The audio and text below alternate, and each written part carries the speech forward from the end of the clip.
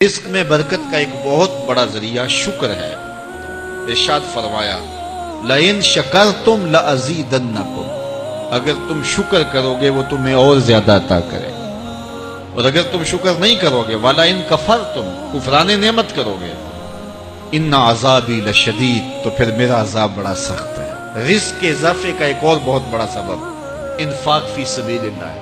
اللہ فرماتا ہے جو تم خرچ کرتے ہو تو جو چیز تم نے نکال دی اس کی جگہ اللہ تمہیں اور عطا کر دیتا ہے۔ بعض کا ہمارا یہ ہوتا ہے کہ کوئی آدمی مالی بحران میں آ گیا تو وہ کرتا کیا ہے کہ جو راہ خدا میں دینے کا کھاتا تھا پہلے اسے کلوز کرتا ہے۔ یہ فلاں مدرسے کو دیتے ہو یہ بھی بند کر دو، یہ مسجد کو دیتے ہو یہ بھی بند کر دو، یہ فلاں غریب کو دیتے ہو یہ بھی بند کرو، حالات ٹائٹ ہو گئے۔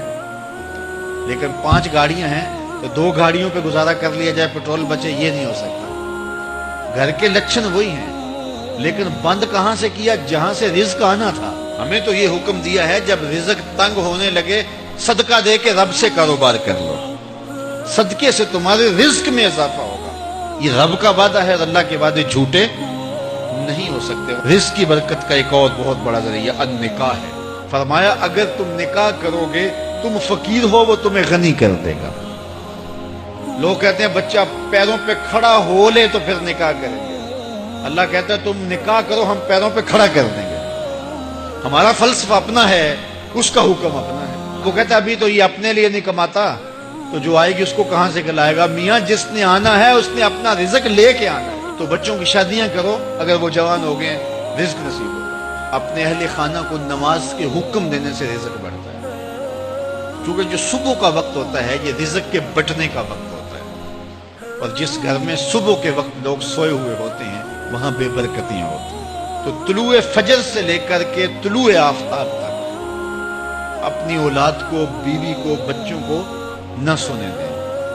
اس وقت رزق بٹنے کے لمحے ہوتے ہیں۔ کثیر دعائیں مانگیں، تلاوت کلام مجید پڑھیں، اور نماز فجر مرد حضرات مسجدوں میں جا کے باجماعت ادا کریں، اور گھروں میں جو ہے وہ بیٹیاں بہنیں مصلے بچھا لیں تو اللہ کی رحمتوں کا نزول ہوگا۔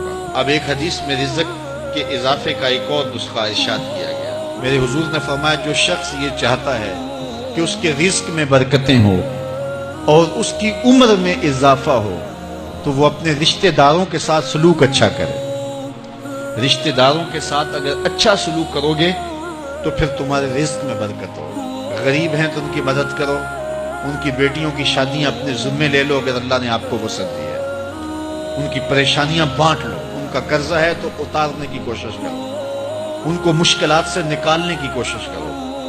تم ان کو مشکلات سے نکالو گے اللہ تمہیں مشکلوں سے نکالے گا۔ تمہارے رزق میں بھی برکتیں ہوگی اور تمہارے مال میں بھی برکتیں ہوں۔ فرمایا بہتر صدقہ وہ ہے جو ناراض غریب رشتہ دار کو دیا جائے۔ اگر وہ پھنس گیا ہے، مجبور ہے، ناراض ہے، تو اس کو اگر دیں گے تمہارا نفس اس میں شامل نہیں ہوگا، تو یہ افضل صدقہ ہے جو ہر صورت میں قبول ہی قبول ہے۔ رزق کے اضافے کا ایک اور سبب الاحسان الی الضعفاء، جو کمزور لوگ ہیں ان کے ساتھ اس نے سلوک کرنا۔ الانفاق علی طلبۃ العلم، طالب علموں پہ خرچ کرنا، یہ بھی رزق میں اضافے کا سبب اور ذریعہ۔ وہ حضرت بابا فرید نے کہا نا 6واں رکن دین کا روٹی ہے۔ گھر میں کچھ نہ ہو تو پھر نہ نماز اور نہ ہی دیگر امور کی لذت آتی ہے، تو یہ رزق فراواں اور وسیع اور مبارک نصیب کر دے اللہ۔ تو اس کے لیے ایک اور وظیفہ میں دیتا ہوں، اور وہ یہ کہ مغرب کے بعد 21 مرتبہ سورۃ الکوثر پڑھ لیں، کثرت ہو جائے گی انشاءاللہ۔ اول خدوشی پڑھ لیں، 5-7 منٹ لگتے ہوں گے، تو سورہ کوثر 21 مرتبہ روزانہ مغرب کی نماز کے بعد پڑھیں۔ اور اگر بہت زیادہ مسائل ہیں تو ہر نماز کے بعد پڑھ لیں، تو انشاءاللہ آپ دیکھیں گے کہ گھر میں برکتیں اترتی محسوس ہوں گی، انوار کا نزول ہوتے محسوس کریں گے۔ تو یہ وہ رزق کے اسباب ہیں، اگر ہم اختیار کر لیں تو ہم اللہ کی خاص رحمتوں کے حقدار ہوں گے۔ اللہ ہم سب کو رزق حلال، رزق وسیع، رزق سہل، رزق مبارک، رزق فراواں نصیب فرمائے۔